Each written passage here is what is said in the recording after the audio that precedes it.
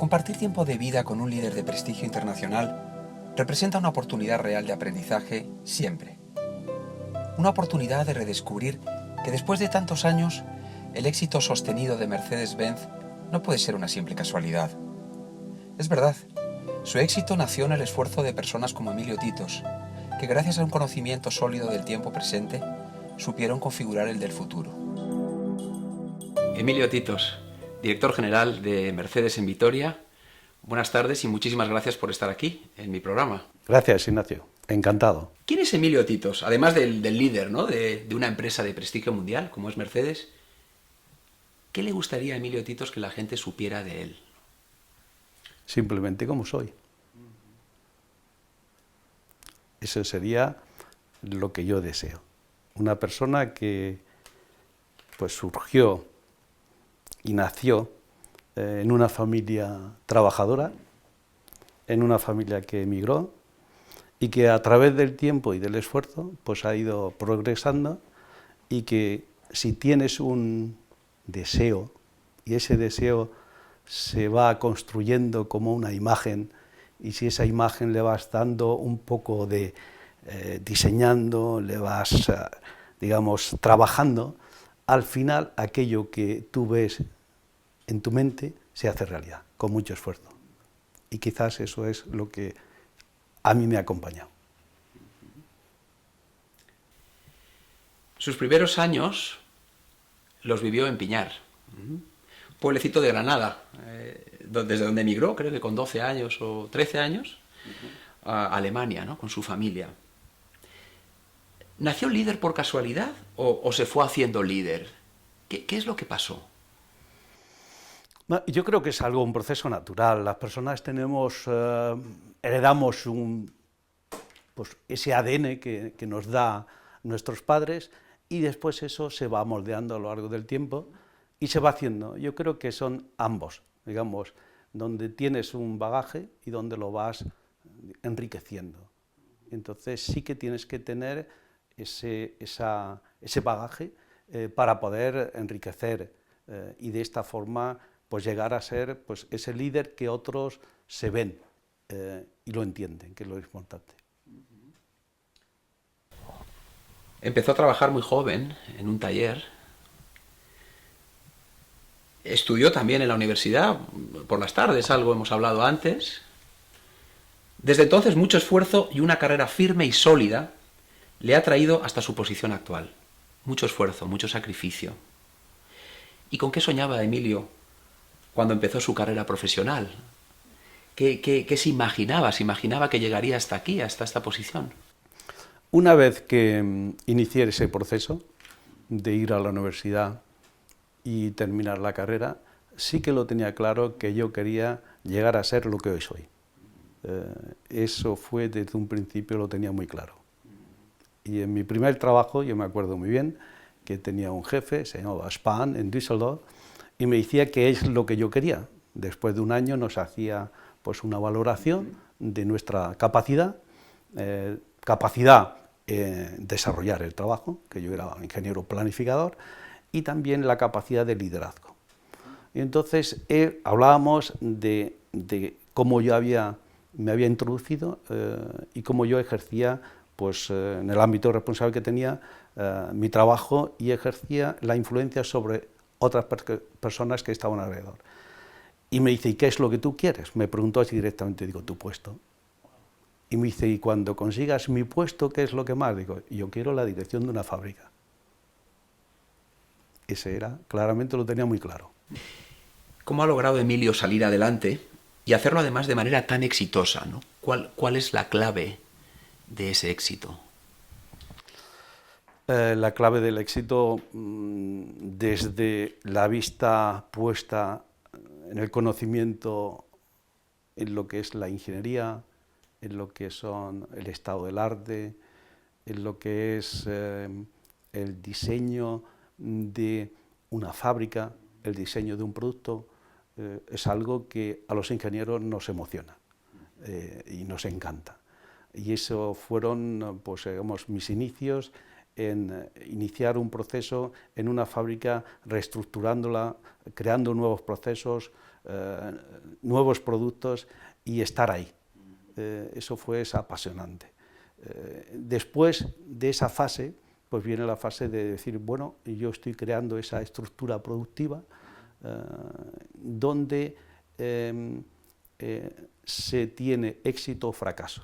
Y el éxito o el fracaso viene a través de las personas que participan en configurar el futuro desde el conocimiento sólido del presente, y ahí es donde a lo largo del tiempo he ido viendo que sin esa capacidad de influir y de emocionar a las personas que están alrededor, no se consigue digamos, los objetivos de una forma sostenible, sino que es algo que puede conseguirse a lo largo de un esfuerzo puntual, pero no sostenidamente.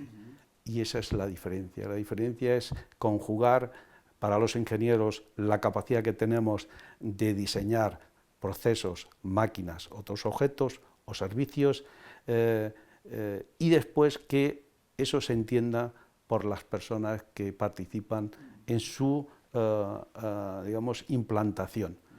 Ese es un poco donde pues algunas personas, algunos ingenieros, pues tienen la máxima dificultad. Y ese es el camino. Muy bien. Me consta, antes hablábamos, que Emilio es un hombre de familia. Entiende que el gran apoyo, es un gran apoyo, ¿no? Es el pilar para poder estar bien y poder desarrollar uno su profesión, su trabajo y todo, yo casi diría, ¿no? En la vida con serenidad y disfrutando, ¿no? Cada uno lo que hace. ¿Cuál es el precio que hay que pagar para ser un líder exitoso, si es que hay alguno? Sí que hay un precio. El líder que tiene esa ambición, pues siempre ganas, pero dejas y pierdes algunas cosas por el camino. Para mí, a lo largo del tiempo, lo que he ganado y lo que he perdido, las dos balanza, aquello que he perdido, pues ha sido horas de estar con mis hijos y con mi familia, y lo que he ganado ha sido, pues, esa profesión, esa ambición que yo tenía, se ha ido de alguna forma desarrollándose y ha sido conseguida por que mi familia ha entendido y me ha apoyado para yo poder desarrollarme profesionalmente, y ha estado ahí. Y ese ha sido un apoyo muy importante. Y la familia, pero en el ámbito grande, tanto desde mis padres como de mi mujer y mis hijos. Y eso lo he tenido siempre. En su caso, desde hace años, los récords que está obteniendo, ¿no?, en la compañía son abrumadores en calidad, en productividad, en eficiencia, y han sido motivo de aplauso y reconocimiento dentro y fuera de la organización. ¿Cuándo se arrepiente uno de ser el líder, el referente, ¿no?, de una empresa con tanto prestigio? Si es que existe algún momento en el que uno se arrepiente. Y yo no me arrepiento. No me arrepiento. ¿Por qué digo esto con esa claridad y esa rotundidad? Porque creo que he participado en algo bonito. El poder decir que has, como ingeniero, y después como líder, como gestor, como directivo, el poder decir que en la fase donde he estado como responsable de ingeniería he podido tener y he tenido la responsabilidad de diseñar toda una fábrica, todos los procesos de una fábrica, y lo he hecho 3 veces, en 3 localizaciones diferentes, pues eso te llena de satisfacción.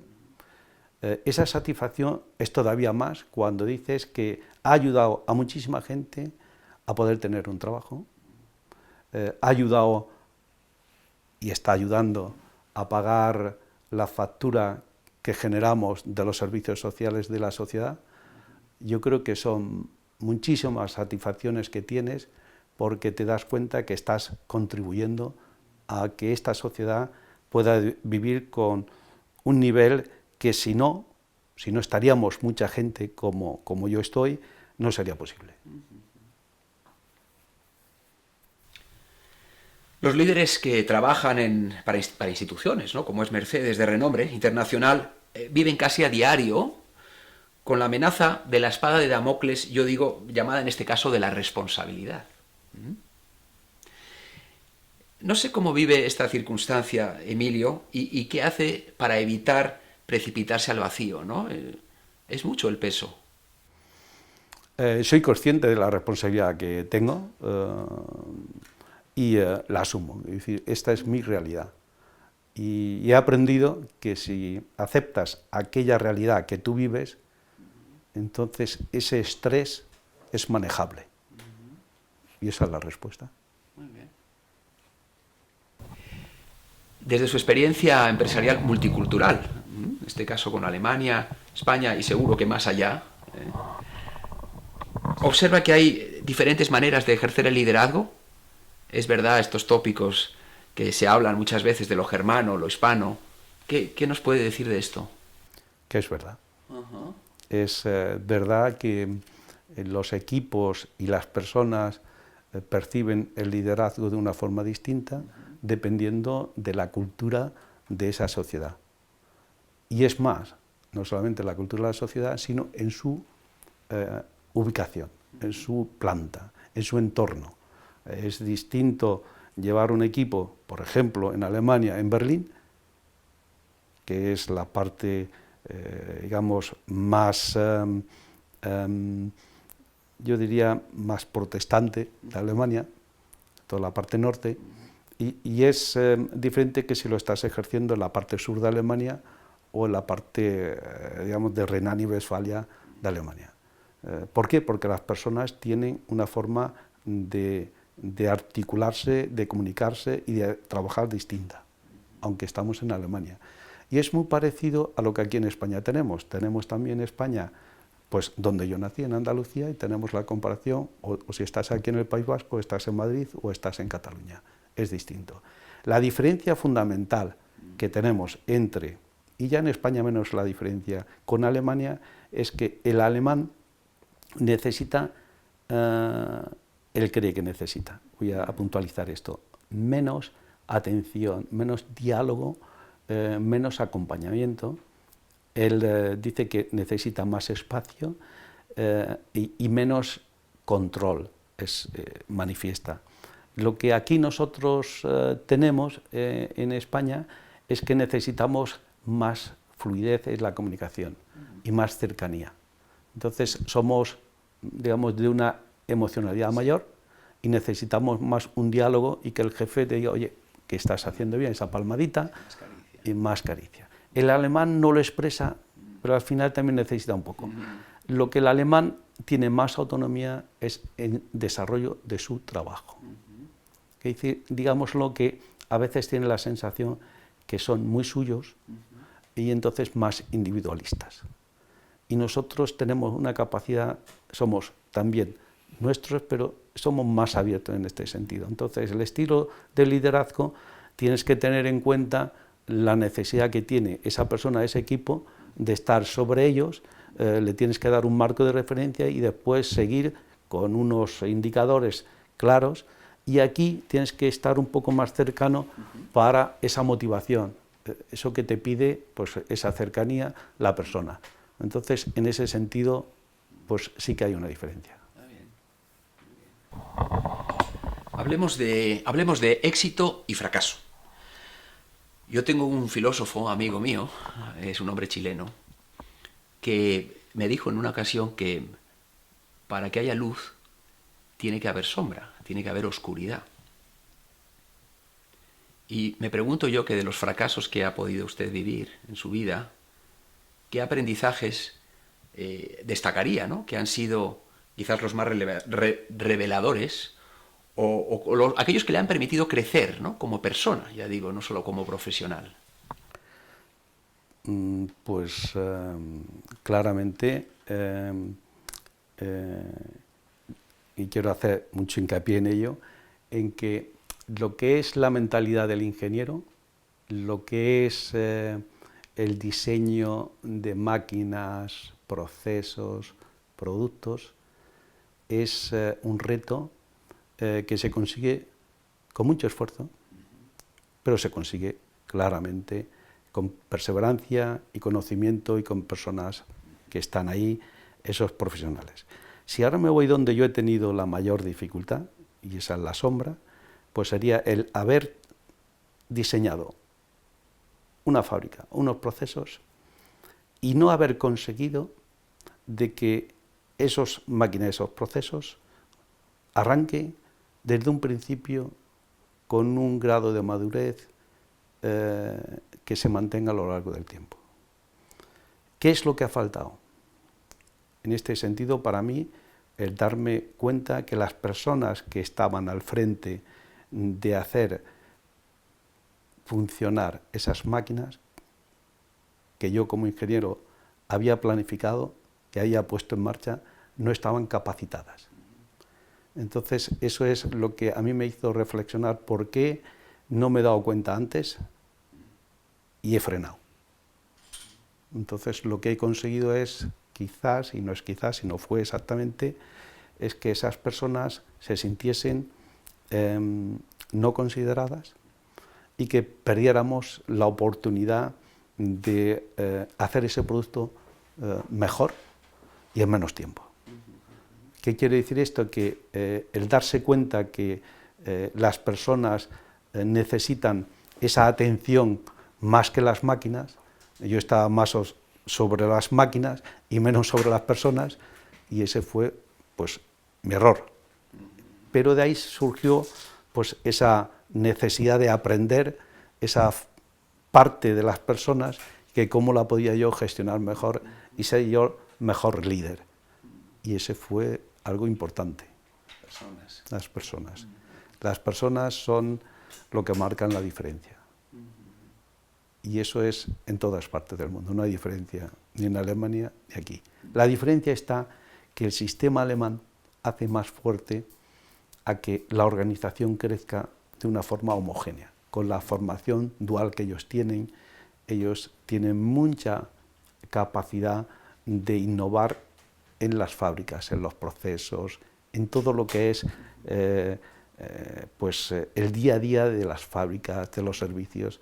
Tienen un acompañamiento a los jóvenes para que aprendan, un aprendizaje en práctica, y nosotros aquí no tenemos. Y eso es un poco lo que marca la diferencia. Yo quiero compartir, Emilio, una historia que además es una historia que yo cuento habitualmente a mis coaches, a mis clientes. No me gusta decir mucho clientes, pero son amigos realmente, pero coaches. Sobre todo a la gente que es exitosa, que es líder en algo y a veces incluso muy famosa. Y yo les cuento la historia de que eso se le atribuye esta historia a Marco Aurelio.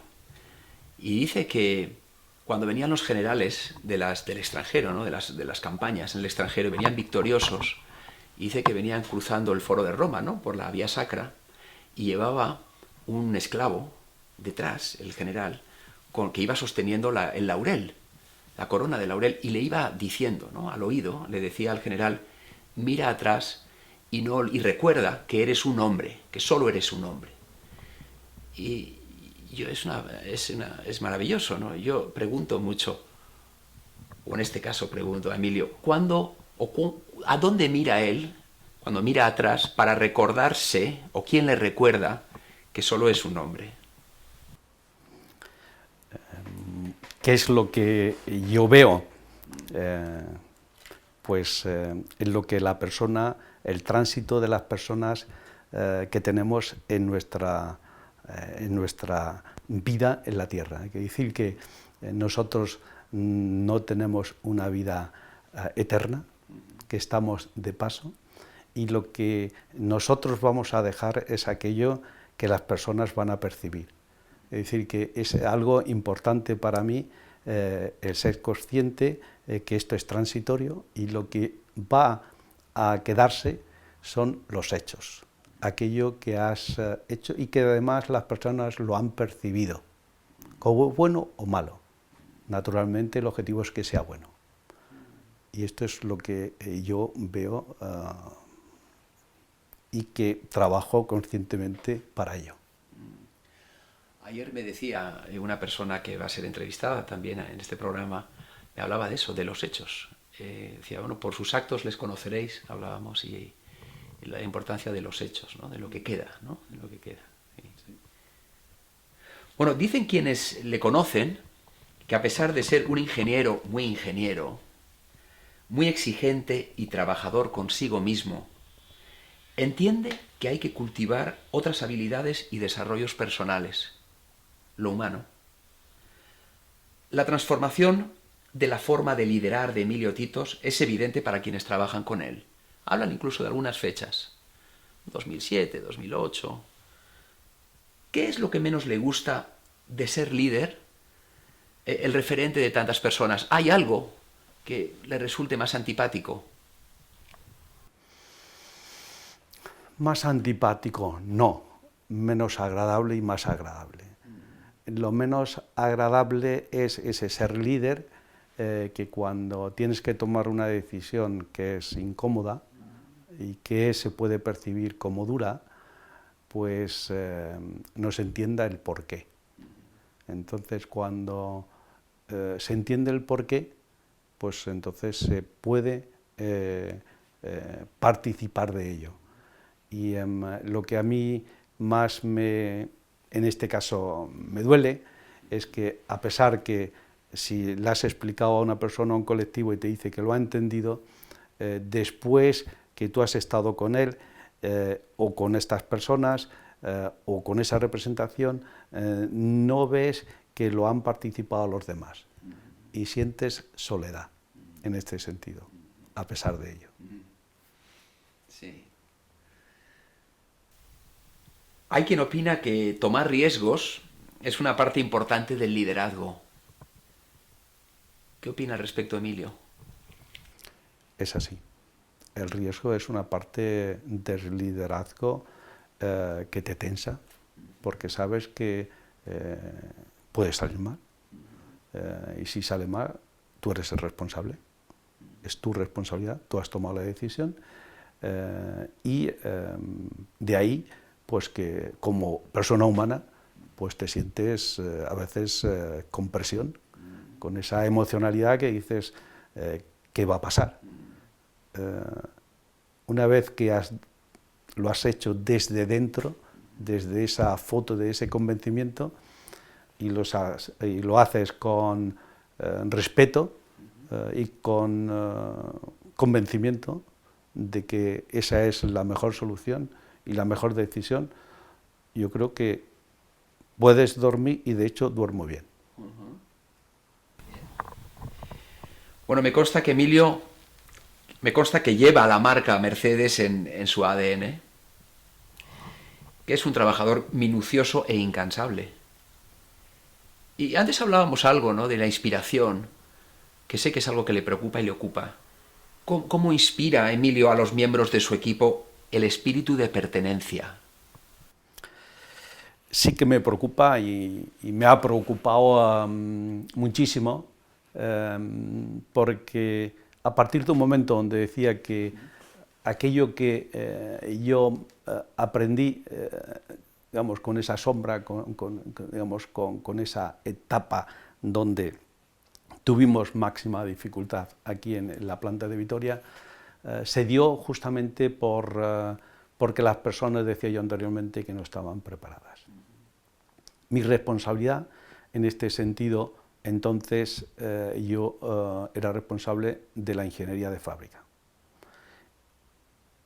Hablando de fechas que hacías mención anteriormente, en el 2006-2007, yo vine aquí a fábrica nuevamente, pero ya como responsable de esta fábrica, con un ámbito de responsabilidad diferente, donde yo podía influir muchísimo más en que las personas tuviesen un sentido de pertenencia mayor y que había que comunicarse con ellas. Yo en su día creé un equipo y hicimos una consulta a la plantilla, qué es lo que ellos esperaban de la fábrica y de la dirección de la fábrica. y por qué ellos estaban tan distantes y tan poco comprometidos con la fábrica. Y me dijeron pues lo que sentían. Me dijeron pues tan sencillo como que la dirección no se preocupaba de informar, como que la dirección no se preocupaba de sus problemas reales, como que la dirección no tenía presencia en la fábrica, que la dirección no tenía un equipo, no se rodeaba de un equipo competente, y eso era muy duro, y que solamente se promocionaba por ámbitos personales, yo me llevo bien, lo desarrollo, fue muy duro. Bueno, entonces yo les pedí que me dijeran, bueno, ¿y qué vamos a hacer? ¿Tú qué crees que vamos a hacer? Si tú dices que este proceso estamos ahí, ¿qué crees tú que debíamos de hacer? Bueno, y recibí un feedback muy duro, pero yo creo que era auténtico. Eso fue un poco lo que yo estaba convencido. A partir de ahí, pues como yo estaba convencido de que estaba ahí la verdad, y ese era el núcleo del problema que teníamos, pues había que trabajar en lo que es la comunicación. Había que trabajar en la comunicación. Había que trabajar en lo que es el liderazgo, el coaching. Había que trabajar en el perfil que debía de tener un mando intermedio, en el perfil que tenían que tener los managers. Bueno, y automáticamente el rol de cada uno, que teníamos que asumir también la responsabilidad de cada uno en su puesto de trabajo. Entonces empezamos desde abajo a definir los roles de las personas del equipo, desde el líder, el maestro, el jefe de departamento, el jefe de la división, los directores, el director de fábrica, hay que decir, bueno, eso es el rol. Y que esos roles lo teníamos que vivir y que la gente los percibiera. Para eso, pues un plan de formación desde arriba hacia abajo y de abajo hacia arriba, con un feedback continuado. Y eso ha sido, a lo largo del tiempo, lo que ha hecho que consigamos un cambio radical en lo que percibe la plantilla de la dirección. Ha costado para los primeros cambios visibles 2-3 años. A partir del cuarto o quinto año sí que hubo un salto muy importante, y yo creo que a partir de quinto o sexto año ya teníamos la masa crítica para que el proceso, eso fluya. Eso iba fluyendo, y ahí es donde yo creo que desde fuera se ha percibido, pero para mí lo más importante y lo más relevante era que mi equipo, la gente, la plantilla de la fábrica, ya se manifestaba de una forma distinta. Algo está cambiando, y ese algo son las personas, son los mandos, cómo percibimos nosotros, que desde la dirección se preocupa de mis problemas, me informa continuadamente. Yo tomé la decisión, por ejemplo, de parar la producción y informar yo directamente a toda la plantilla. Entonces, el que informa en la fábrica es la dirección. No va a través de los representación social, que cada uno lo interpretaba de una forma distinta, interesada. Yo no tengo más un único interés, que nuestra producción, nuestra fábrica tenga éxito, y con ello nuestra plantilla, nuestro equipo. Y eso es lo que ha hecho cambiar. Entiendo que una persona como Emilio, un líder, hay una vocación de aprendizaje constante, hay mucha capacidad de observar todo lo que pasa alrededor. Ayer nos decía Pablo Lasso que él observa todo y todo lo lleva a su terreno, ¿no? Da igual leer una noticia de economía que está pensando en baloncesto. Da igual, entiendo que a Emilio le puede pasar algo similar en lo suyo, ¿no? ¿Hay alguna fuente de inspiración o algún referente a nivel mundial que le sirva a Emilio Titos? Sí, lo hay. Hay un profesor que ha escrito un libro y que yo he estado con él en un seminario, y se le conoce, que es la teoría de la U. La teoría de la U es una forma de interactuar con tu entorno y con las personas para entender el problema y que tú en tu cerebro lo tengas visualizado, interiorizado, una forma de llegar ahí. Una vez que has entendido el porqué de las cosas, lo has interiorizado, es más o menos entender el primer paso, después prototipar y después hacer. Y ese proceso muy profundo, cómo vas apalancando la mejora que se va introduciendo en ese sistema. Y me ha ayudado muchísimo. Y lo he aplicado y además lo hemos estudiado en equipo, con ayuda de una persona que yo aprecio mucho, y nos ha ayudado muchísimo. Es una forma de aprender uno mismo, pero aprender en equipo haciendo. Y es la forma más potente, yo diría.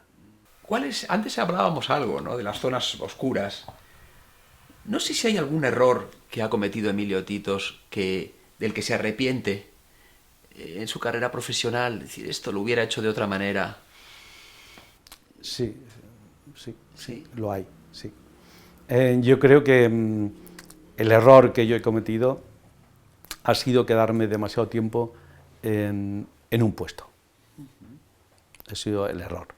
Yo creo que tenía que haber dejado ser responsable de ingeniería, que he estado 20 años, creo que tenía que haber acortado antes y haber hecho otras cosas que enriquecen, que después he visto que eso me hubiese ayudado más. El sentimiento de plenitud en Emilio Titos como líder, ¿a qué diría que se parece? ¿Qué es? Yo creo que muy sencillo. Plenitud es, como decía antes, poder dormir cada día y decir, me siento a gusto con lo que he hecho, estoy satisfecho. Ese sentimiento de estar tranquilo consigo mismo es lo que a mí me aporta serenidad y cada vez yo creo que es lo que mi mujer me dice, oye, vas cambiando, lo estoy percibiendo. Bueno, cuando ya te lo dice la mujer a lo largo del tiempo y las personas que te rodean, pues parece ser que eso es lo que más me da satisfacción. Sí, cuando lo perciben los de fuera. Sí. ¿Y cuál es la aspiración que tiene Emilio en la vida, ahora, a estas alturas de la vida? Claramente. Con nietos, con hijos. Hay una parte que decía antes, la satisfacción de haber vivido lo que he vivido, haber tenido los hijos que tengo y el tener nietos, que como decía anteriormente es algo extraordinario, algo precioso, es algo que me llena, es algo maravilloso, donde un sentimiento que antes no lo tenía, es nuevo, además me llena de emocionalidad y me hace feliz. Es lo máximo que yo me podría imaginar. En eso es lo que es la familia, el ámbito personal. En cuanto al ámbito profesional, ya no es tanto la máquina que sí, que también, es más y cada vez más importante el haber participado en ayudar a los jóvenes a que sean mejores profesionales y mejores personas. El haber participado en que nuestro sistema educativo, tanto si hablo de la formación dual, que yo estoy convencido porque yo he sido un producto de esa formación dual, como si es en la universidad, el que nuestros jóvenes tengan claro que solamente a través de llevar a práctica aquello que aprende es cuando se está interiorizando y donde viene la motivación y la energía positiva para hacer. Y es hacer, aportar a esta sociedad algo que tú lo llevas dentro. Y para mí lo que me da satisfacción es haber conseguido en convencer a nuestro gobierno, tanto el gobierno central como el gobierno del País Vasco, y naturalmente a mi empresa no, porque nosotros venimos desde ese ADN en la formación dual, de haber creado el marco y haber desarrollado ese marco para facilitar que los jóvenes aprendan haciendo. Estoy muy satisfecho de ello. Y el poder hablar con todos los que participan, desde las administraciones públicas, como pues, todo lo que es los empresarios, los directivos, y estar activamente haciendo hincapié que nosotros, como directivos, tenemos una responsabilidad social que la tenemos que asumir y dejar lo mejor de nuestra experiencia para que los jóvenes lo vayan absorbiendo, porque son ellos los que van a tomar el timón, el mando, desde ya, y nosotros los acompañamos. Es algo muy, muy gratificante. Muy bien, muy bien. Y estamos casi acabando, pero sí me gustaría preguntarle estaba hablando ahora, ¿no? ¿Cuál es el legado que le gustaría dejar como líder? Tiene que ver con esa experiencia que uno ha adquirido, ¿no? a los más jóvenes. Pero ¿cómo le gustaría ser recordado a Emilio Titos? Yo exactamente, sencillamente como soy, es una persona que le apasiona la tecnología, lo que es toda la ciencia, lo que es la robótica, lo que es toda la transformación que se está produciendo en los procesos tecnológicos, en todo lo que es el ámbito de la vida. Yo estoy aprendiendo enormemente y estoy participando activamente y estoy dando oportunidades para que los jóvenes lo den. Si a mí me van a recordar como una persona que ha hecho posible que otras personas hayan aprendido y hayan podido crear una familia y que se sientan orgullosos de lo que han hecho, pues estaré muy, muy, muy contento. Y como padre, ¿qué le gustaría que recordaran sus hijos y sus nietos? Porque yo sé que usted ha tenido una relación muy intensa con su abuelo y es una figura importante. Sí, así lo es. Pues yo quisiera que aquello que yo siento de mi abuelo, que es haber aprendido muchísimo de él, haber recibido muchísimo cariño, mucho apoyo, pues que ellos lo sientan lo mismo. Y sí, entonces voy a estar muy contento. El amor, al final. Sí. Está bien. Sí. Muchísimas gracias, Emilio Titos, por haber estado aquí en este programa nuestro, el corazón del éxito empresarial y del liderazgo. Esperamos que tenga muchos éxitos todavía en su vida, que seguro que los habrá. Gracias, eso espero, para eso trabajamos y estoy convencido que con los equipos, con la gente que está ahí y que aporta y que se emplea a fondo, lo se consigue. Estoy convencido de ello y cada vez es más evidente. Muy bien, gracias. Nada, a ti. De Emilio me dijeron que era un ingeniero brillante. Yo me quedo con el hombre, con su sencillez, con su mirada serena, su origen humilde, que siendo solo un niño emigró hasta Alemania, con que es marido, padre y abuelo, y con que sus ojos sostienen la emoción cuando habla de su familia. Porque Emilio supo que sin el apoyo de los suyos nunca hubiera alcanzado el éxito de los verdaderos líderes. Los líderes que lograron el éxito con infinito esfuerzo, porque eligieron desde niños alzarse a la cima de su gran corazón.